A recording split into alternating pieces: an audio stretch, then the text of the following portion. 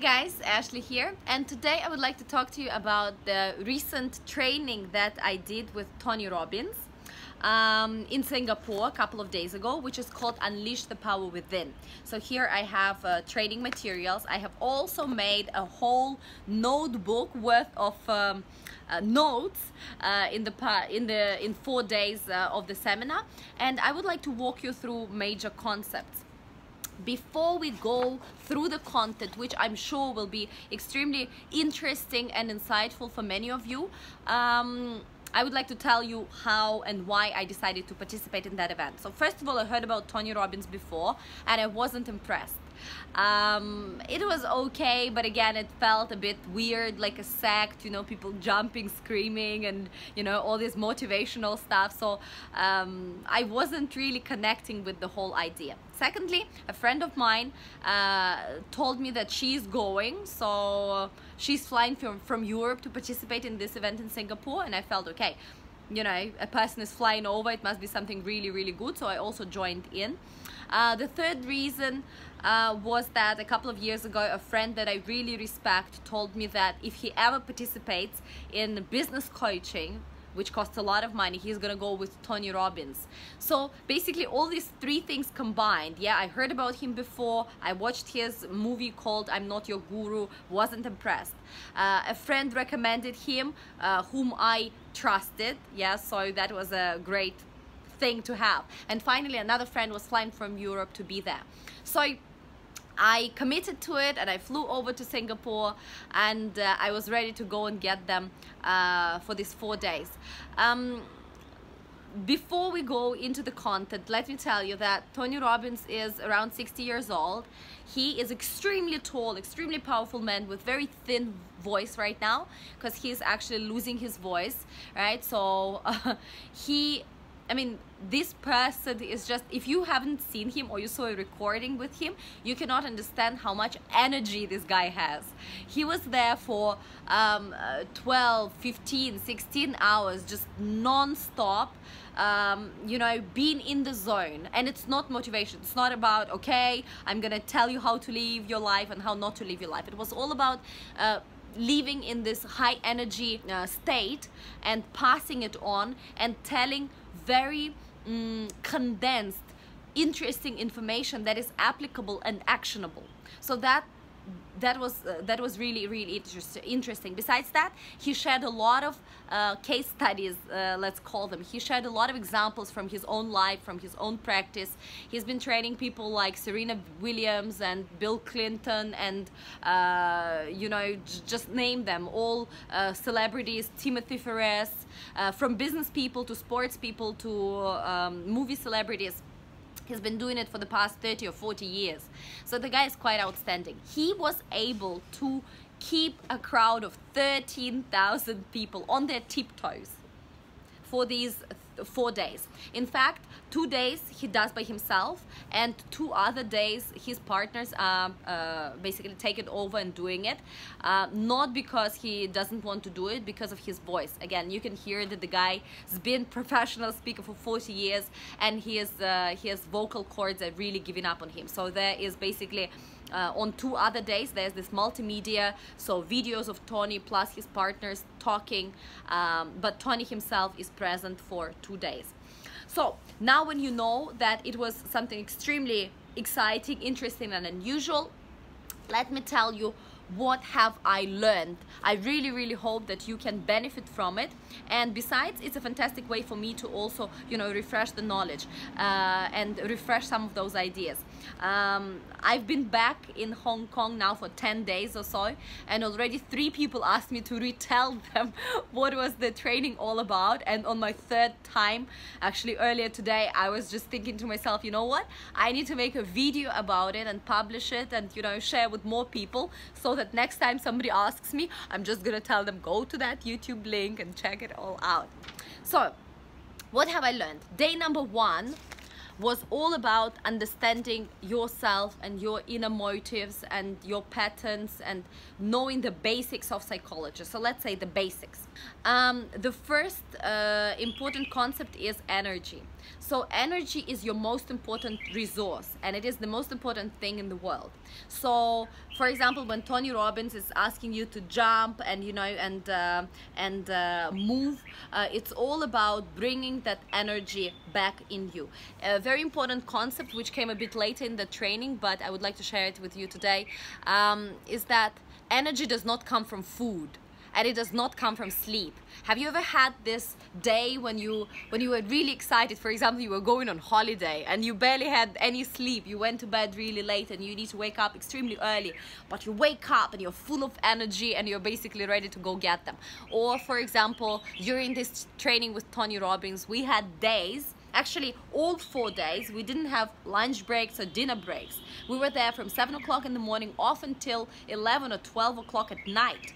So many of us haven't eaten, or at most had an apple, but we had so much energy. So what does that mean? Energy does not come from food or sleep or external stimulators like drugs. Energy in its pure form comes from inside of you, and this energy comes from emotion. When you are excited, when you are happy, energy activates and you feel, basically you enter your very positive state. So keeping that energy is very, very important. It's basically your job, making sure that you don't waste that energy, right? And making sure that you also train it, because energy is a muscle. That's what Tony was doing for all 4 days. He was training us to get in this happy state just like this, very, very fast, just like this. Get into this state, get happy, and basically get this energy out and about. So when we talk about people being extremely charismatic, or when I talk about Tony, or when you see people and you say, wow, this person really has, these people just live in energy high states. And Tony and all of his people were saying that if you would like to be rich, let's say financially rich, first you need to be energy rich. Yeah, so first energy rich, and then financially rich, and then whatever else rich. Let's take a look at 3 elements of practical psychology. The first question that he asked us is, what stops you from living your ideal lifestyle? And there were 2 types of people. So the first type of people, they said, I know what my ideal lifestyle is, and what stops me is external things, the economy is bad, there's no money, or myself, or whatever. They know what stops them. There are some excuses and there are also some real reasons, but at least they know what they want. And there was another group of people, quite a lot in fact, that when he asked, what is your ideal lifestyle, they were completely lost. They really didn't know what they wanted. And the reason for this is that we were brought up with somebody else's expectations. And no, it's not only our parents, it's also very often our peer group, our country, our cultures, global culture or local culture. So although we have goals, let's say goals at work or goals at education, yeah, we know that we need to finish primary school and then we need to go to university, or we want to get this job, that job, and when you are working you also have goals, deadlines, etc. But very few people actually have goals for their life. Why? We were not taught how to set those goals for your life. We are really afraid to dream big. We think that this is our life, but that's scary. That's the scary part. Let me not go there, right? So that's very interesting. Basically, you need to know what you want. Just dream wildly, dream big. When you were a kid, you had dreams, right? You wanted to be a doctor, you wanted to save the world, you wanted to be a cosmonaut. In Russia, every second boy wanted to be a cosmonaut. So you had a dream, you were dreaming big, and there were no restraints. The older we grow, or after a certain age, we basically were building, people and societies build those walls separating us from thinking for ourselves, knowing what we want, what is our ideal lifestyle, what is it we want to eat for lunch, what makes us happy. You need to bring it back. That's the first step. Second step is understanding that whatever is keeping you away from that dream is really your fear. And the fear is the fear of winning, the fear of losing, the fear of failing, yeah, in other words, the fear of not having enough resources, the fear of all sorts of fears. And we can disguise those fears as excuses. Yeah, so you can say, oh, it's somebody else's fault. Economy is not good. My country is not good. I'm a woman. I'm a migrant worker. I'm whatever. So all those are excuses. In reality, just reverse engineer. It is your fear. It is your limiting belief that keeps you apart from where your true potential lies. And when we talk about this fear, another contributing factor why we are not willing to push and break out of this condition and this life is that we are comfortable enough. Yeah, so for example, imagine today I was retelling this part of the seminar to my husband Marius, and I was telling him, imagine you are a Syrian refugee, or let's say you are a Syrian citizen, and unfortunately, you live in a not such a stable country, and any day people can bomb your home and you can lose everything, a person you love, your child, your husband, your wife, you can lose your home, your work, like everything. So this is unbearable state. And when you live in this unbearable state, you are motivated, you have the energy to act and break out. Most of us right now live in bearable states. We've got enough food, we've got a good enough job, we live in good enough house, and that good enough provides us a sterile environment, or the golden cage in which we are sitting, and we keep telling ourselves a story. You know what? We are fine as we are. I've got a good job, I've got good relationships, I've got a good family, everything is good. It's good, but it's not the end. Yeah, your true happiness, another very important concept, the true happiness comes from growth. If you're not growing, you are dying. Yeah, if your business is not growing, your business is dying. It is the law of nature. Everything in nature is either growing or dying, growing or decaying. And that's how we humans were wired to be. So if you are sitting at that spot which is called comfortable, and you're not pushing yourself out, and you don't have aspirations to go beyond, you are dying. You can die fast, you can die slow, but you are dying. And this true happiness comes from progress, comes from actions, comes from growth. You're basically the big enemy of your potential is discomfort. So that is why it's important to discover your big dream, to discover what is that next level of your life, to want to go there in order to pull yourself out of it, motivate yourself, get energy to act, and this true happiness will be created.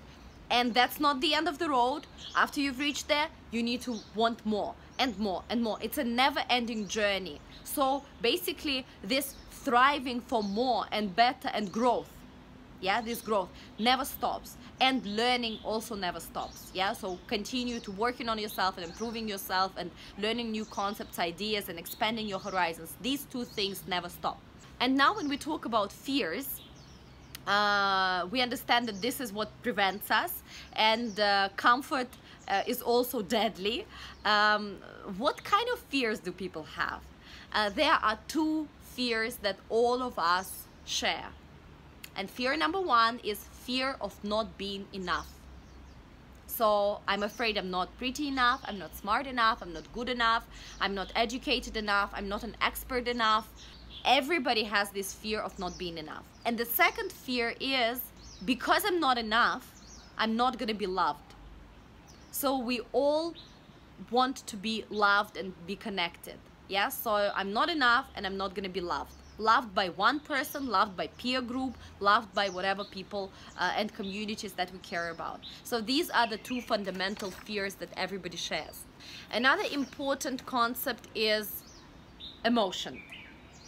So what determines the quality of our life is in fact emotion. It's not what happens to us, it's how we react to it, in other words.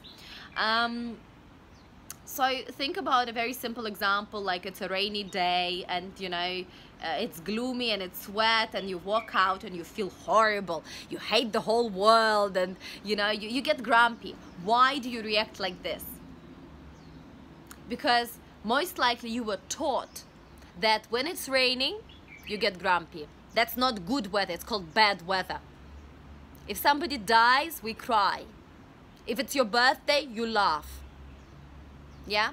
So this reaction to events is called your pattern. And your pattern consists of not only pre-programmed reaction to it, but also the emotion that comes with it. So if every time it's raining you feel like crap, that's not your reaction, it's not your choice, it's not you being grumpy, it's somebody, your family, your society, you know, global culture or local culture pre-programmed you to behave like this. Because we honestly did not choose it. We were told and we were showed how to actually, you know, behave. It always comes through reinforcement. So we see other people reacting like this and we do it several times, and then we feel that yes, this is the way, you know, the way it should be. So emotions are everything. So you see, what controls our life is really the meaning. Yeah, the meaning is the association, the way we associate things in our life, which are shaped by our own perception. Yeah, so this is a more complicated way to say exactly the same thing about emotions. And when we talk about emotions, there are three patterns, three things that can get our emotions in the right or in the wrong place. So that's a very, very important concept I would like you to really remember and understand. Number one, physiology. So physiology, it's all about the body language, in other words, and how you use your physical body, such as breathing, posture, or movement. And we all understand that our brain has been developing in the past many million years. So the way you position yourself actually triggers certain hormones production in your brain, and you feel better or worse depending on what kind of hormones, you know, how do they play with you and mess up with you. So that's why physiology is extremely, extremely important. It's already proven, and you've probably watched tons of TED Talks about if you smile, if you keep smiling, or if you stand in the bathroom with your hands up, you're gonna feel much better than if you're sitting there, right? If you want confidence, then you get in the confident states. And this, you know, cannot be more true. So one interesting exercise that Tony was asking us to do, let me actually show you. He was saying, when you are sad, how do you stand? I don't fit into all cameras, but let me stand. So if you are sad, how do you stand? You probably stand like this, right? You're sad and you probably close yourself. And if you're very angry, how do you stand, right? You're already ready to get the world, and you know, it's all in your face. And then when you are happy, how do you stand? You probably put your hands up, and you know, you're moving, etc. So the very important concept comes from here, and it is the concept of 2 millimeters. Apparently, I'm just gonna, yeah, it's a bit funny, but yeah, let me stand like this. When we are unhappy, we go down. This is our normal posture. When we are happy, we go up. Yeah? So these 2 millimeters make all the difference. How you feel as well. People, for example, if you stand in the Superman posture, it's gonna be this. You're Superman, you're Superwoman. Yeah, you're getting the world. Yeah, if you are in a loser mode, it goes down. So basically having your chest open, yeah, so now I'm standing finally like this, getting your chest open, and creating this kind of priming move is extremely important, because it tells your body that we are the winners, we're gonna go get them. So this physique and physiology is extremely important. Posing, moving as well, yeah, so whenever you move here, somewhere here, closed, this is insecure, yeah. If you move gracefully like Napoleon, like the winner, yeah, think about the most powerful person you know and try to mimic him. How does he use his gestures? And of course the way you breathe, also extremely, extremely interesting. We actually breathe wrongly most of the times. If I ask you right now, let me sit down, if I ask you right now to start breathing and take a deep breath, yeah, so I ask you to take a deep breath. That's what I did the first time. Let's do it together. Let's do it together. A deep breath. I'm not sure whether you can see it right here, but basically when I was doing those first deep breath, it was all about my tummy went in and my chest went up, and then my tummy went down and my chest went down, right? And this is the wrong way to breathe. If you lie down on the floor and you just breathe on the floor, you will feel that when you breathe in, your stomach actually pulls up, and when you breathe out, your tummy goes down. That's how you breathe when you sleep, and this is the natural way to breathe. So your breathing is something that you need to train, and there are a couple of very simple exercises that I'm going to tell you and show you later on that you can do. But yeah, this physiology, again, physiology is extremely important, so definitely make sure that it's right. The second thing is focus. Yeah, so the second thing is focus. Whatever you focus on, you will feel. Most of the people live their life focusing on what they do not want to have.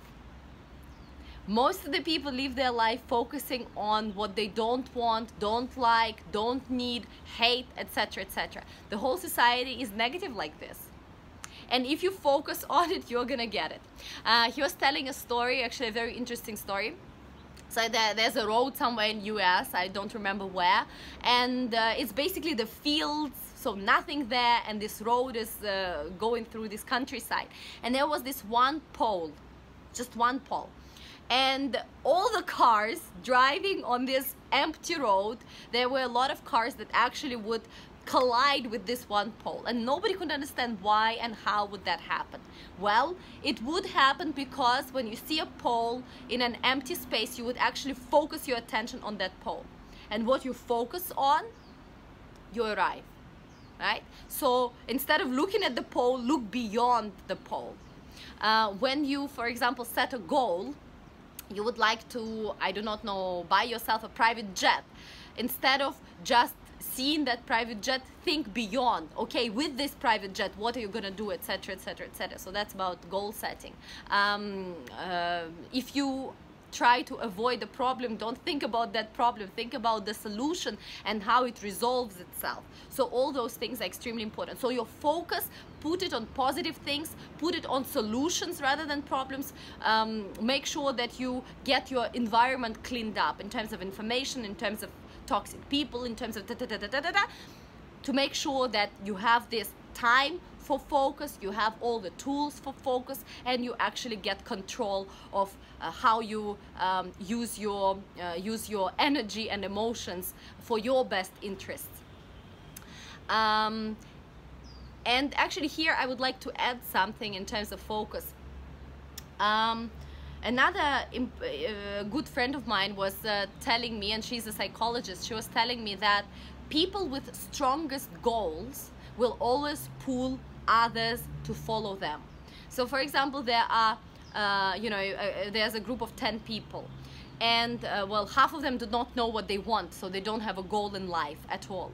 And another 5, they have goals, but they have different intensity of that focus, of that belief that it's gonna happen, of that visualization. They don't visualize probably as clearly of how something will be when it's actually realized. So the person with the clearest idea, with the biggest goal, with the biggest conviction in his goal and what he's trying to achieve, is going to make others and attract others to help him realize those goals. And that's how it happens naturally. And there is a term in psychology, I do not know, don't remember what's it called, but yeah, this focus is extremely powerful. It works for small groups, it works for big groups, it works for organizations. You as a leader at work, if you want people to follow you, you need to have a very strong focus, and you need to have a very clear goal of and vision of where you want to arrive. And the last out of those 3 molders of meaning, right, is language. So we all know that we need to use positive words and positive thinking, etc. But as soon as we put something in words, that becomes an experience. And this experience changes the meaning of something. Let me give you an example. I read a book which I totally recommend everybody. It's called Homo Deus by Yuval Hariri, and in this fantastic work, he talks about 2 selves. One is experiencing self, So this is you, as your mental you. Experiencing self, and there is narrating self. So experiencing self is is yourself when you are actually living in the moment. So this experiencing self goes through pain, if you are in pain, goes through joy, goes through experience, as you know, on this experiential level. And then there is narrating self. That has nothing to do with actual experience or narration or experience, but only narrates, basically tells a story of how I went on a hike.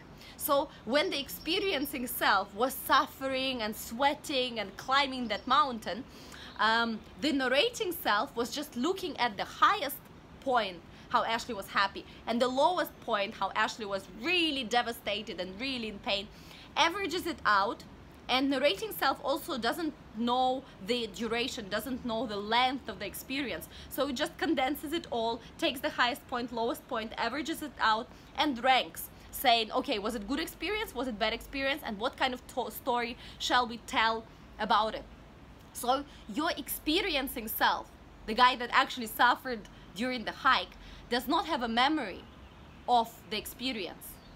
It's faded away. All the memories that you have in your head are created and narrated by your narrating self. So that is why language is such an important element of, you know, of psychology and of your life. Because the story that you keep telling yourself about your day-to-day experiences, about yourself, about your life, about your goals, is becoming you. Yeah? And it's not some voodoo thing and something that, you know, somebody just invented. It is science. So language is extremely important. As the moment you put it in words, it becomes your experience, and your experience changes the meaning. That is why in some you know, in some severe cases, for example, when psychologists or psychiatrists are working with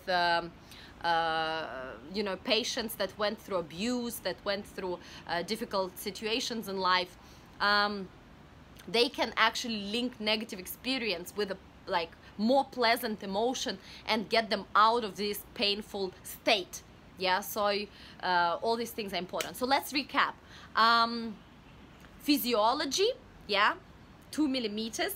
Focus, what you focus on, you become, that's where you arrive, and your language. So these are extremely important things if you want to drive your individual patterns of emotions. Yeah, and the moment you take control over your emotions, you can take control over your meaning. So let me cross-check some of my notes here, talking about emotions, right? Tony also mentioned that your decisions control your destiny, right? It's very simple to understand, and what you decide today and every day, every decision you take, they control your destiny. It is extremely important for you to understand your patterns. We spoke about patterns just now. So your emotional pattern, how do you react to triggers? How do you feel? How do you act? What is your trigger? What does it mean? Understanding your patterns will enable you to change it and to actually make it your own. Remember how I told you that our reactions were imposed by the family, by the culture, global or local, and they are not our own. We have not chosen them. Once you understand those patterns, you will be able to actually change them, interrupt the pattern and replace it with something else. People also believe in their thoughts. So whatever you think about actually becomes you, right? So people believe in their thoughts. And if you change your thoughts, you change your reality. This is, again, not some motivational stuff and, you know, a hashtag motivational Monday. It's science, it's reality, it is the way your brain is wired. There was another interesting example. So Tony was talking about energy being a habit. And it is true. For 4 days, he was asking us to jump and, you know, explode in energy, even though we haven't slept well or haven't eaten well. We were totally full of that. And you need to build that habit. And we were talking about 2 states. So being mentally old and being mentally young. We were taught after a certain age to be appropriate to be who our parents thought would be good for us to be. For example, if you woke up today and you walk out of your apartment and you see this huge dirty swamp, maybe not so dirty or not such a swamp, but basically a huge pond of water just in front of your house. You probably as an adult would walk out and be like, aha, the nasty water everywhere, what's happening? You would not only be walking around it, you will also be complaining, right? Why is it here? What's going on? So this is being mentally old. You can be mentally old when you are 15. You can be mentally old when you are 95. But this is your reaction, right? So you are offended, you're complaining. And then being mentally young would mean you jump out of that house, you see that water, you put your Wellington shoes and you basically hop inside and you have fun and you are in love with what's happening. You live in the moment, you're enjoying it. So we need to train ourselves to go back to that state. We all were in that state one way or another when we were kids. And then for whichever reasons, because it's not nice, because people will say, because it's not appropriate, we stopped doing that. Also, it was very interesting to realize that our whole world right now is living in a very negative state, right? All of us are grumpy and, it's okay to be grumpy, as if you're walking in, I do not know, Lai Kwai Fong, right? Which is a bar street in Hong Kong. You're walking in Lai Kwai Fong at 11 o'clock at night and you see this, this person sitting there very unhappy, very sad, or even crying, or, just sitting there very unhappy. And you come up to this person, you say, hey, what's up? And the person tells you, I'm depressed. And you pat him or her on the back and you say, it's okay, I understand, right? And then imagine the same place, Lai Kwai Fong, 11 o'clock, and you see this dude or girl, jumping around and being extremely happy. Well, maybe you will first think they are either on drugs or they're drunk. But if that happens during the day and the person is extremely happy and it's just joyful and grateful and, and is just exploding with this positive energy, if you come up to this person, you will most likely tell him that he needs medical attention, right? So if the person behaves happily and positively in our current world, something is wrong with him. He needs medical attention, right? And if somebody is depressed, it's okay, we understand. So this is something truly, truly messed up, don't you think? So that is why, you need to take charge of your own emotions, of your own state, and make sure that you change that particular pattern. There was this other concept which I found very interesting. It's about influencing others, right?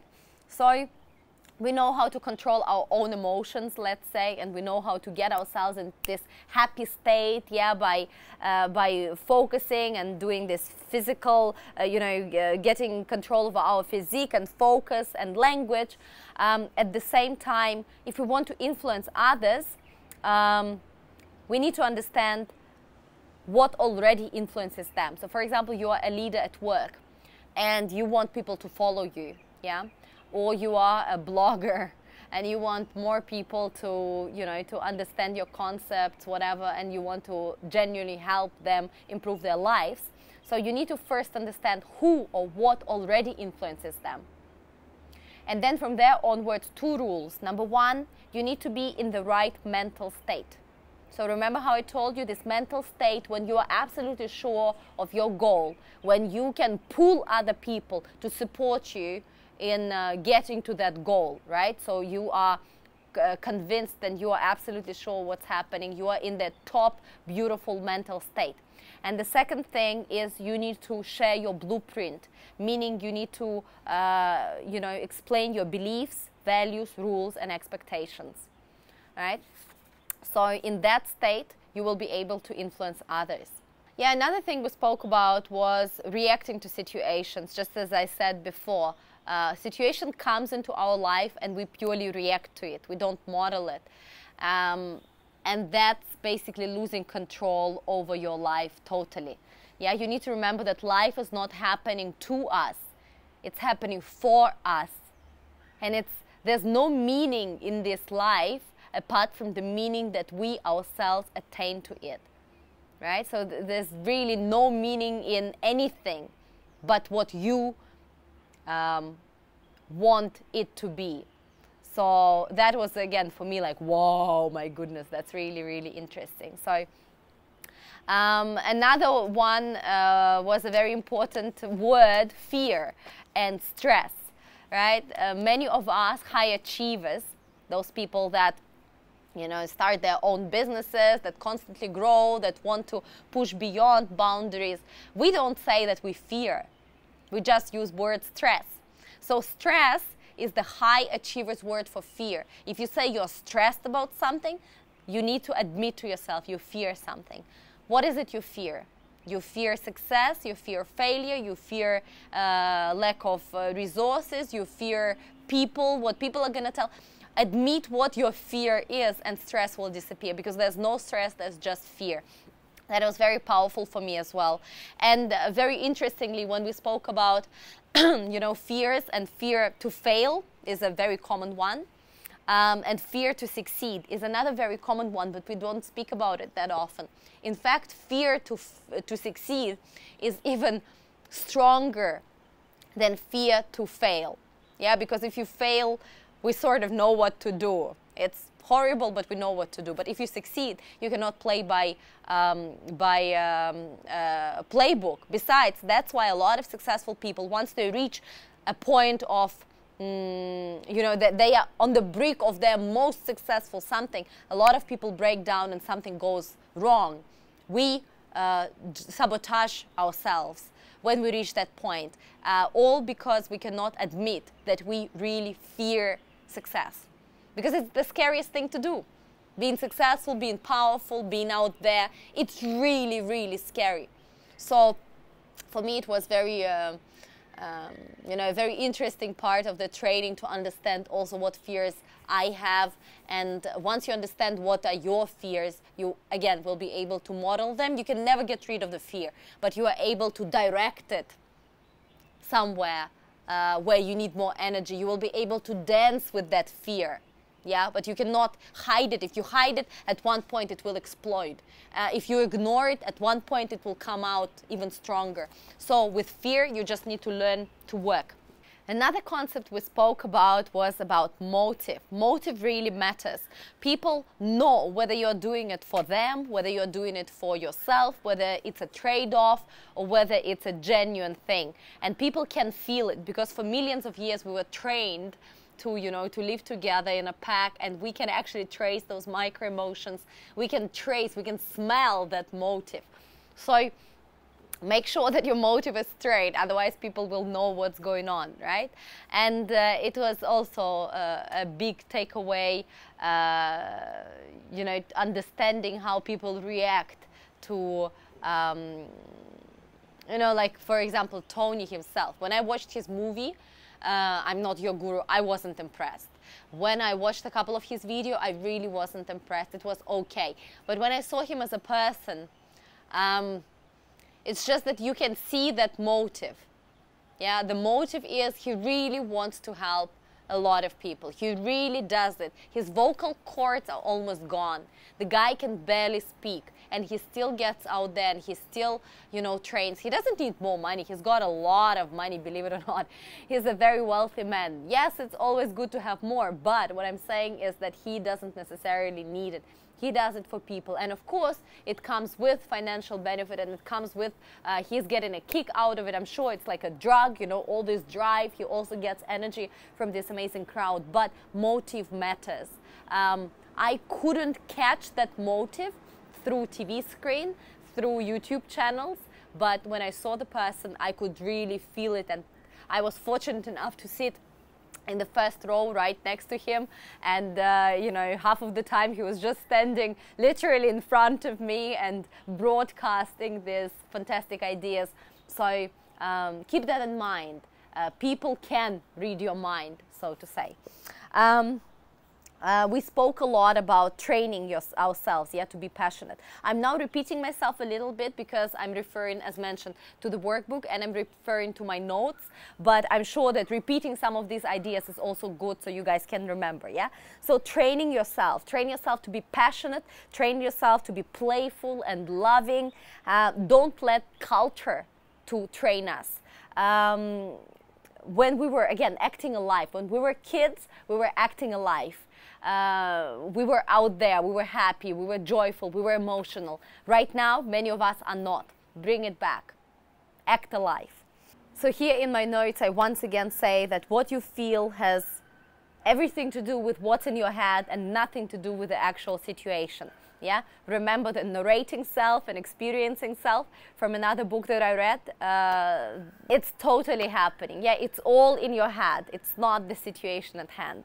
And you can turn any experience and any situation into what you need it to be and live a much more fulfilling life and actually get your goals and keep growing much, much faster. And we also spoke about focus. Remember how I said 3 things that can actually get your pattern and emotion out? Physiology, yeah, it's focus, and it's also language. So talking about focus, what if I cannot focus on, on the positive side of things? For example, every time Maria says that we're going to go to cricket club and work out in the gym, I'm just like, no. Inside of me, this little girl is just screaming and kicking, and she says, no. Let's not go there. I love sports. I love Muay Thai. I love tennis, but gym is just really not my thing. So every time he says cricket club, I go just like boom. And it has nothing to do with cricket club. It's a fantastic place. It has everything to do with my focus and how I think about it with myself. So if you want to change that, I'm sure you have some situations where you react exactly like that. You need to ask yourself a question. So what is the question? The question is, how can I do it and enjoy the process? For example, you want to make $300,000 a month. So ask yourself a question. How can I make $300,000 a month and enjoy the process? Or you would like to lose 10 kilos. How can I lose 10 kilos and enjoy the process? Yeah? So ask yourself that question. Whenever you understand that your pattern, your reaction to a trigger is a negative one, ask yourself a question. How can I do it? Because it's good for me, because I understand it's just a trigger, it's just a wrong reaction, it's just a wrong emotion attached to that trigger. You understand it, you want to change it, so ask yourself a question. How can I do it and still enjoy the process? And the answer will come. So for me, for example, every time I think about cricket club now, I'm not going to the gym, but I'm going to the jacuzzi. Right? So every time I think about jacuzzi, I'm like, so instead of going to the gym for 40 minutes and then doing the thing, I'm thinking, okay, great, I'm going to spend 15 or 20 minutes in jacuzzi, which is an extremely pleasurable experience. And before that, after that, yes, I'm going to do sports, right? So that's how you change it. So this thing will also change the way you feel about the situation, yeah? So for me, going to cricket club is an enjoyable process right now. And you also need to train yourself to feel 3 things. Number 1, you need to constantly remind yourself and train yourself to feel proud. You need to know what you're proud about. You're proud of yourself, you're proud of your achievements, you're proud of how far you've come. You need to feel proud in what you do and who you are. Tell yourself a proud story. You know, every time a lot of us, that we have not discussed at Tony Robbins training, but it comes from my life experience, a lot of us, including myself, live our life, and whenever we have an achievement, for example, you published a book or you got on TV and you have your own small TV show, we go and people say, oh my goodness, that's amazing. Then you go, no, oh, nothing crazy, just, just lucky, or, oh, don't mention it, nothing special. It is special. It's not about you going out there and bragging about it, but it's about you celebrating and being proud of your achievements. Otherwise, your body and your mentality basically your brain doesn't understand. We worked so hard for it. It was our goal. We achieved it. Why are we not celebrating? What did we do wrong? So make sure you live your life proud. Yeah, everybody has things and achievements and events and aspects of their character and their livelihood they can be extremely proud about. Find those moments. Yeah, amplify them and be proud. Don't brag. I'm not saying that you need to go out there and post on every corner, but be proud about it. Own this moment, celebrate it. So train yourself to feel proud. The second thing, you need to train yourself to be grateful. Everybody's talking about it, from Tim Ferriss to Gary Vee to Tony Robbins to President Clinton. Everybody's talking about gratitude. And gratitude is just the fastest way to get out of negativity, out of negative situation, emotion, etc. Just be grateful. I think I mentioned it before. It's not about just being happy with where you are and never wanting to move out of it and excel and grow. This will get you very unhappy. But being grateful for where you are and wanting more is the key. Yeah, so I read many books about business and startups and also personal development, and there are three things you can always be grateful about. Number one, you can be grateful about people in your life. So who is this one person or a group of people? Who are those people that you're grateful for? The second thing, opportunities or situations or conditions or things that you currently have. You have a great laptop, you have great technology like internet, you have these opportunities coming your way. You can be very, very grateful for the time you're living in, etc. And the last one, something that's hiding in plain sight. A lot of people try to be grateful for, the same things. Like, for example, my husband, my dog, and let's say Hong Kong. And then, it's just repetitive. But you can actually, in the moment, find a beautiful flower, find a beautiful sky, the day, I do not know, the t-shirt that you're wearing, something that's hiding in plain sight, which you can be extremely grateful for. So train yourself to feel grateful. And number three, train yourself to feel excited. Train yourself to laugh out loud. Train yourself to be a child again. Yeah, it's not about grumpy old people. It's about you enjoying your life and owning that moment. So train yourself.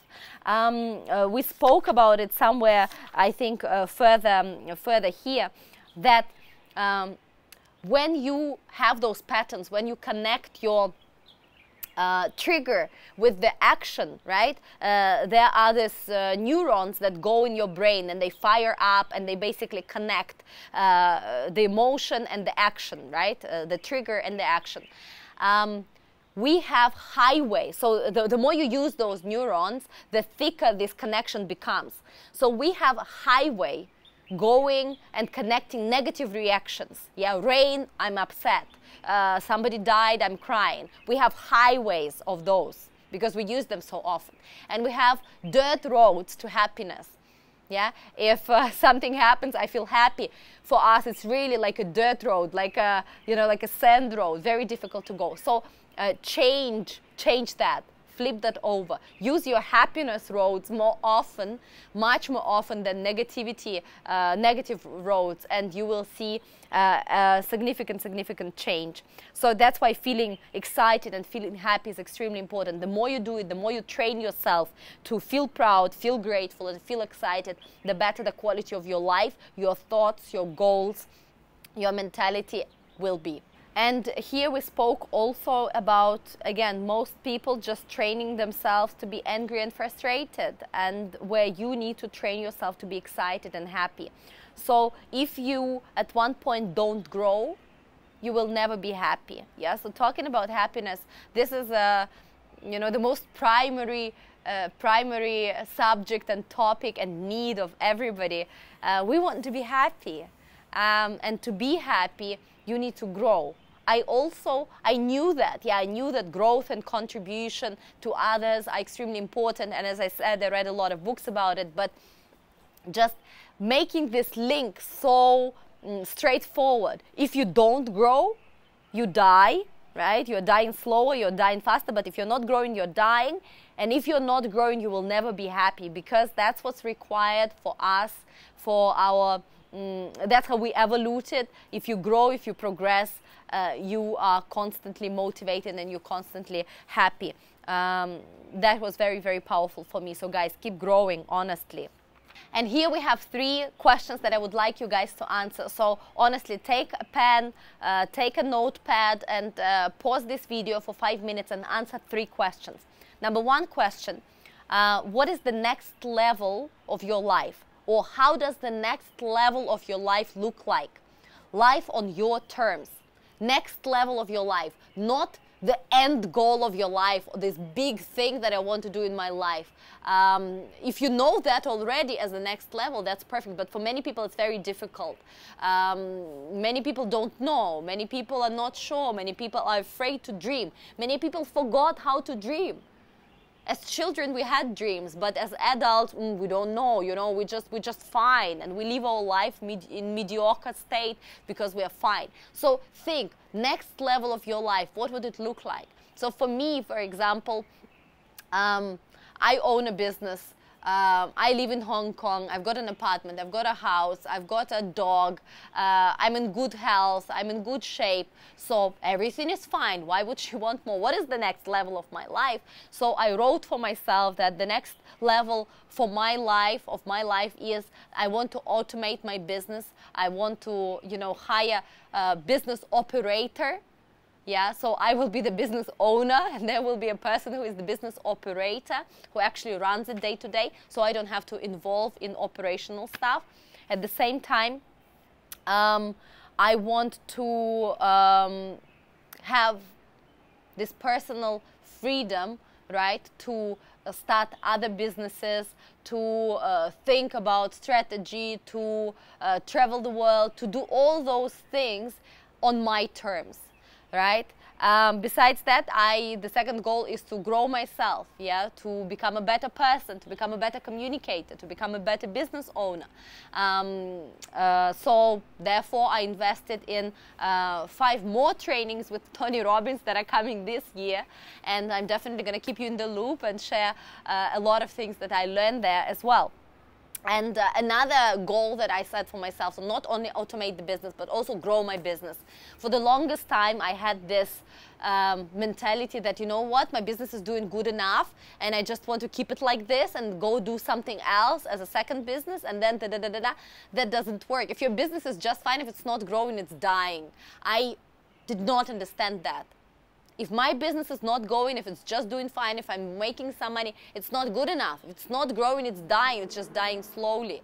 So basically automating my business, growing my business in terms of revenue, and also growing myself. These are my 3 goals. And how my life looks like, I set out a quantitative target. How much money per month do I want to make as of, you know, business revenue? I set a target, what kind of house do I want to buy here in Hong Kong? And a couple of, let's say, months ago even, I would be like, why would I buy in Hong Kong? I live in Hong Kong, I love the place, I'm not planning to move anywhere, but buying in Hong Kong is a suicide, it's extremely expensive, I better buy 3 apartments in Germany. But, okay, we have apartments in Germany, why not buy in Hong Kong? I've got this limiting belief that it's too expensive, it's not for me, why waste the money? Don't think about it this way.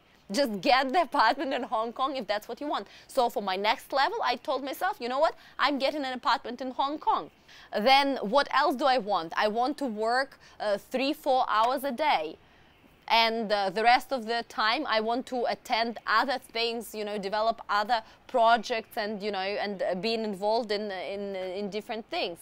What else do I want? The next level of my life is also you know, learning about technology a lot more, engaging in finances, technology, new developments basically in this part of the world, China, Hong Kong, Asia, and surrounding myself with amazing people. The more amazing people are in your peer group, the, you know, higher up you're going. So that's another ideal lifestyle. Besides that, what are the things that I want to have? Okay, I would like to have a private jet. I would like to have a private chef. I would like to have, like, what is it you want to have? So this is just to give you example, right? I'm now blah-blahing for a long time, but understand very clearly what is your next level, what does the next level of your life looks like, life on your terms. The second question you want to answer is, what has prevented you from living that lifestyle? In other words, in the past, right? In other words, what are some of those fears that prevented you from making that a reality? Write them down. And the third question is, what are the two most stressful recurring thoughts that you think often? What are the scariest, most stressful thoughts that you have all the time?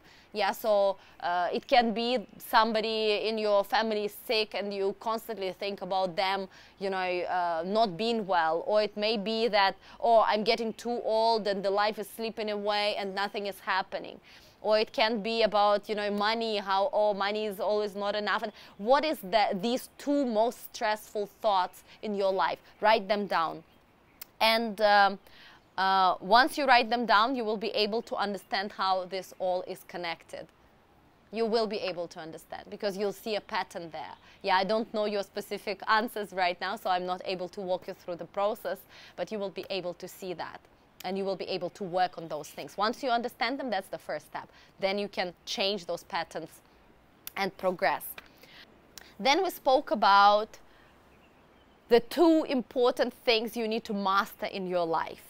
And these two things are the science of achievement and the art of fulfillment. I know how it feels. It's almost poetic. What is she talking about? So, okay, let's start with achievement. So when you want to achieve something, for example, I want to build a billion-dollar business, a billion-dollar company. That's achievement. And there is a science behind it. Whatever you want to do, start a YouTube channel, become a popular blogger, start a TV show, I don't know, build a multi-million-dollar company, build the most outstanding, you know, relationship with that person that you love. There is a person in this world that has already achieved that. Find that person. First of all, understand the result that you want to get. What is your end goal? You want to build the most outstanding relationship with the person. What is the end goal? How does it look? How does it look, this perfect relationship? Secondly, find a person that has done just that. Number 3, create a detailed roadmap of how this person did it. Follow the steps and you will arrive at a very similar, if not the same or better end point. And this totally works, right? So it's science. Basically what Tony Robbins is saying is, if you are up for achievements, you just need to understand where you want to arrive, who did that, what did they do, follow the same steps and you're going to get there. Totally true from my experience. Writing a book. I've never written a book before, but you get a coach who walks you through, and you arrive at the same fantastic point, right? Right now there's so much information. You can tap into the best minds in the world. You know, you can watch YouTube channels, you can listen to podcasts, interviews, you can read books. There's so much information. You can learn from other people's experiences and other people's success. And there's no no excuse not to do that. So science of achievement, remember that. And the second one is the art of fulfillment. So fulfillment is not science. There's no 1, 2, 3, 4, and then you arrive and then you're happy. It's about you discovering what fulfills you, what makes you happy, what are some of those limiting beliefs that are preventing you to live the life the way you want to live it, how to change them into, again, bring you this sustainable flow of energy. So success is all about fulfillment. Yeah, if you have achieved success without fulfillment, then this is ultimate failure. That was very powerful for me. And Tony Robbins was sharing an example of Robbie Williams, a fantastic actor, very funny. Yeah, I mean, one of my favorite actors of all time, genie. You know, and he was a fantastic person. Everybody loved him. The whole world loved him, and he was the funniest, the nicest, and all. He achieved for everybody. but he was not fulfilled. Yeah, so that is why he hanged himself. Extremely sad. So if you are successful without fulfillment, that's your ultimate failure. It's not about others, it's really about you. Yeah? So, science of achievement and art of fulfillment. And we also spoke about decisions. Do not take decisions, because decision, it means you act on it. So if I decided, for example, so I decided to grow myself, and if I decided that, I would actually go and act. So for example, I booked 5 trainings with Tony Robbins for 2018. I acted on it. I scheduled it in my calendar. I paid the money. That's it. I'm now many thousand US dollars poorer, but I've got these trainings in my calendar. I'm traveling all around the world, from US to Australia to Fiji, you know, to Europe, to be at those trainings, to grow myself. I'm committed. I made a decision. A lot of people say they made a decision, but they actually emotionally don't commit to it. They don't plan. They don't act on it. So that is why it's not a decision. It's, yeah, these are just words. Yeah? So taking decision and taking action come together. When you want to change your patterns, your emotions, your life, your growth, you need to really take a decision and make a decision, take it and act on it. We also spoke about 2 types of states, right? So this beautiful state, the state of high energy and high power and this beautiful emotions, yeah, so we call it beautiful state. And the second state is suffering state, so state when everybody can impact how you feel, and everything in the world controls how you feel. So that's the suffering state. Most of the people live their lives in this suffering state.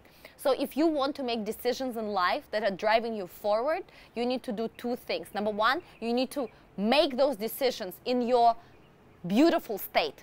Yeah, so you need to be top of yourself. You need to be the best version of yourself. You need to get yourself there.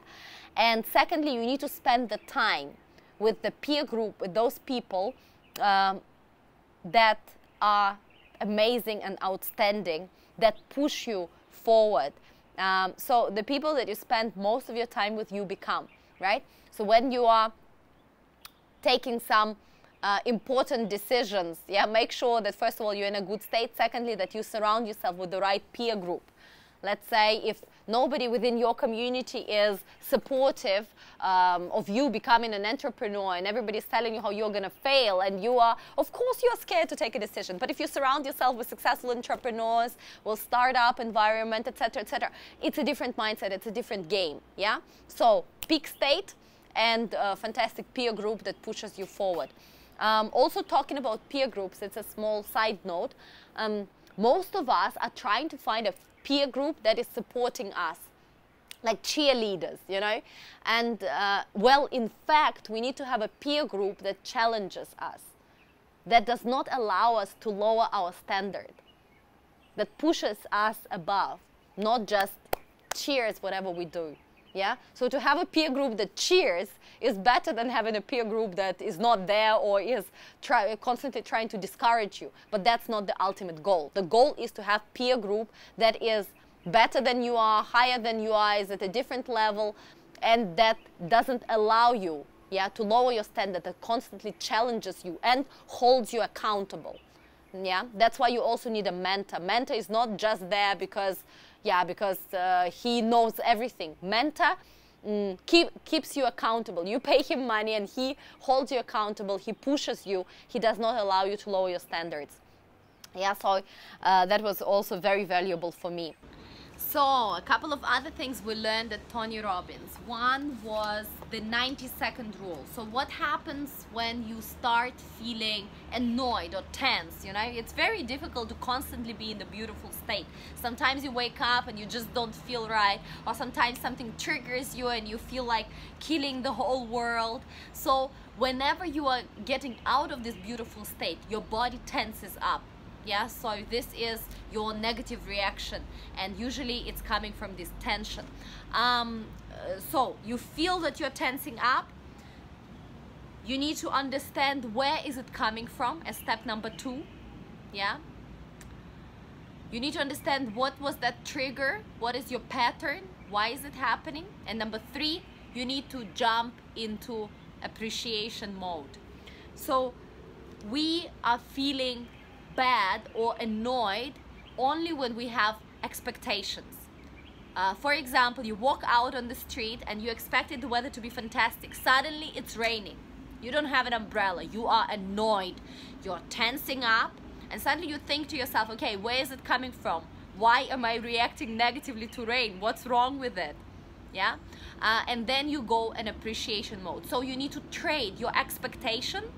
I expected summer. I expected, sun, for appreciation. Then jump in and appreciate the moments in your life, the people in your life, the opportunities, something that's hiding in plain sight. And believe me, this tension and this anger and this ugly state will be gone very soon. So it only takes 90 seconds. So it's called the 90-second rule. Then we once again spoke about progress. Yeah, so what makes people really happy is the progress, is this growth. I mentioned it again and again. So we are made to grow. We are wired to grow, so never stop growing.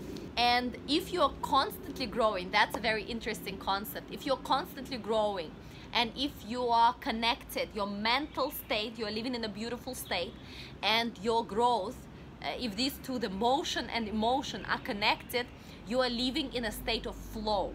So this state of flow is actually a scientific term, and for the longest time, very successful people were saying, I'm living in this state of flow, things are just happening for me, and people felt that it was just an expression.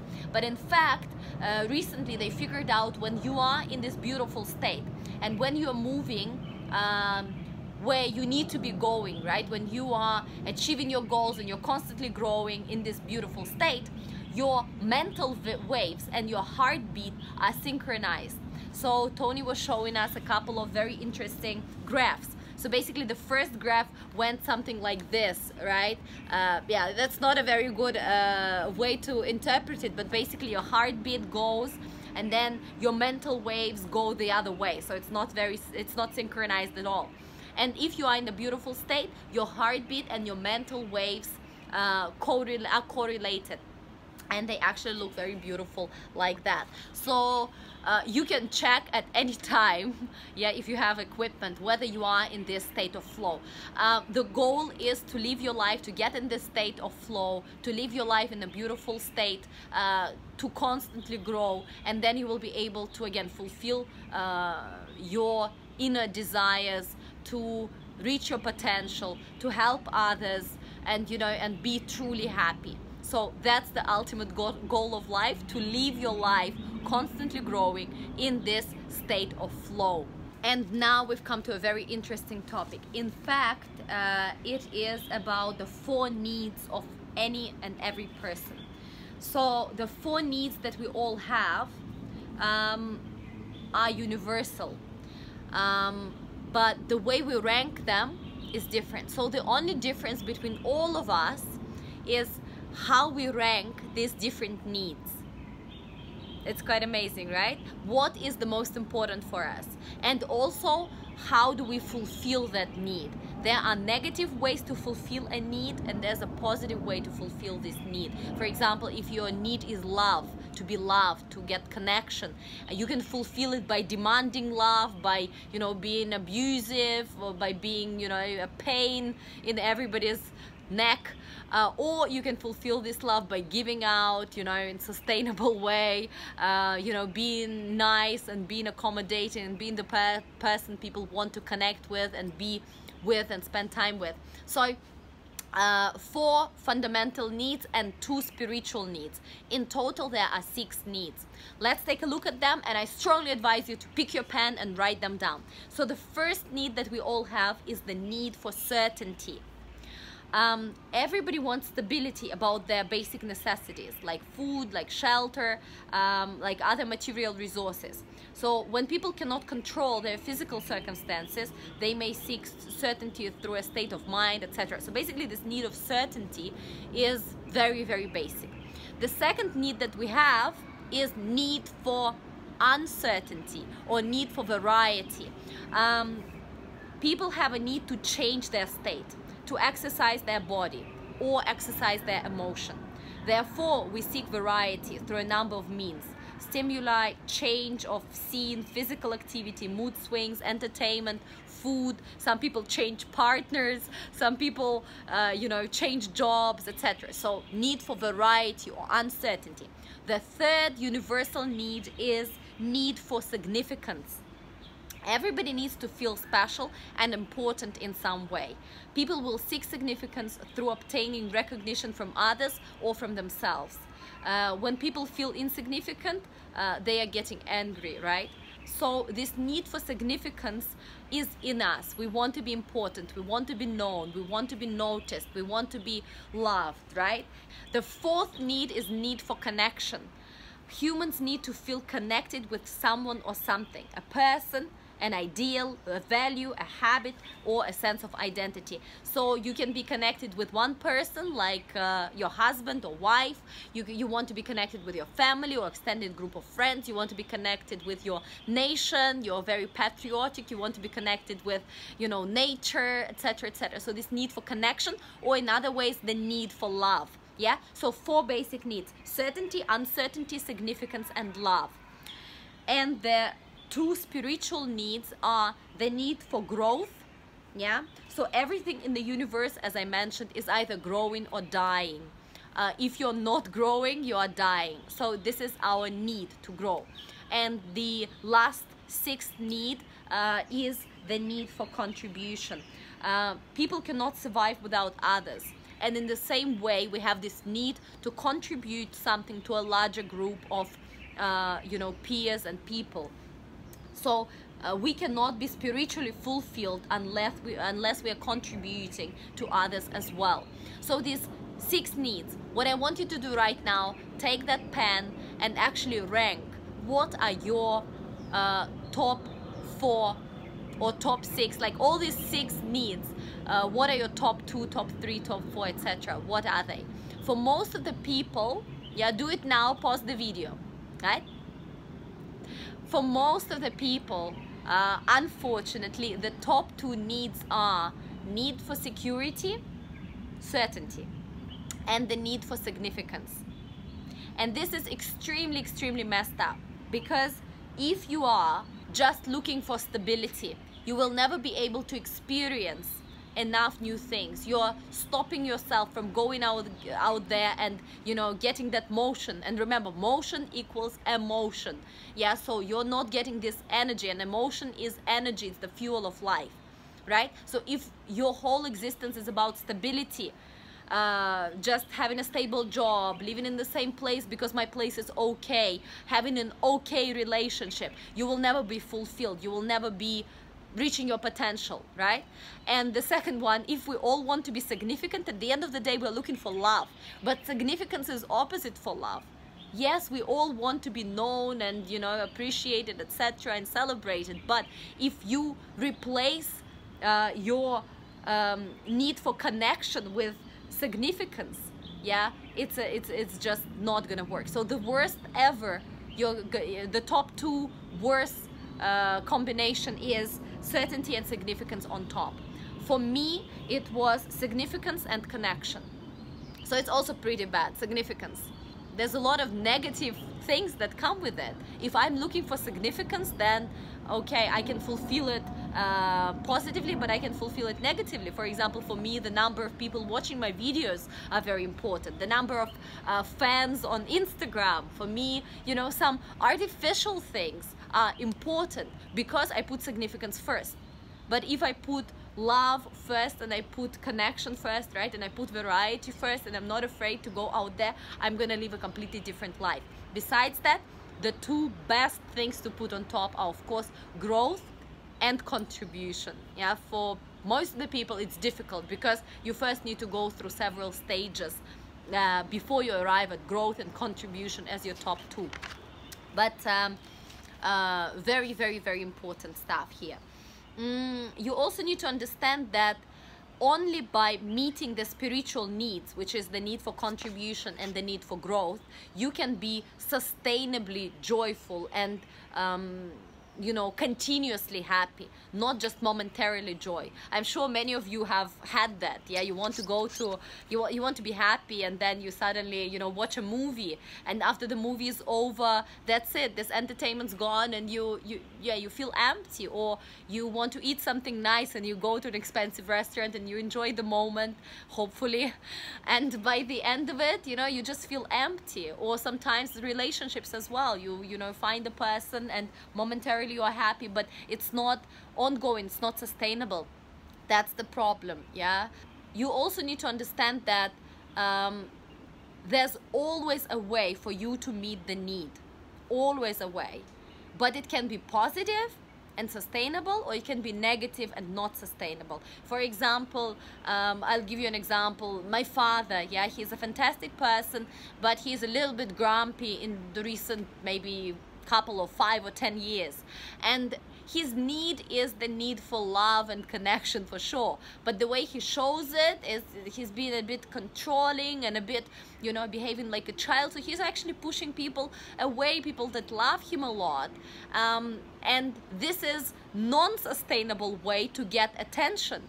Yeah, he's getting attention momentarily, he gets it, but long term it's not paying off. So the key here is to find ways to fulfill your needs that is positive and sustainable, right? You also need to know that any activity or action or emotion that fulfills more than 3 of these basic 6 needs becomes in effect an addiction, right? So apparently, if you are, I don't know, playing guitar, and it allows you to grow, it gives you significance and love, that's it, it becomes your addiction.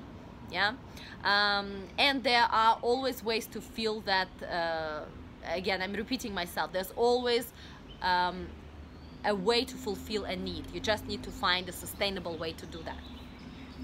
So here was the exercise that we had in the book, which was asking us to write down the 6 needs, yes, certainty, uncertainty, etc., and then list out the positive and negative ways that we get and fulfill that need. So for example, need for certainty, how do I actually fulfill it in a positive way, and how do I fulfill it in a negative way?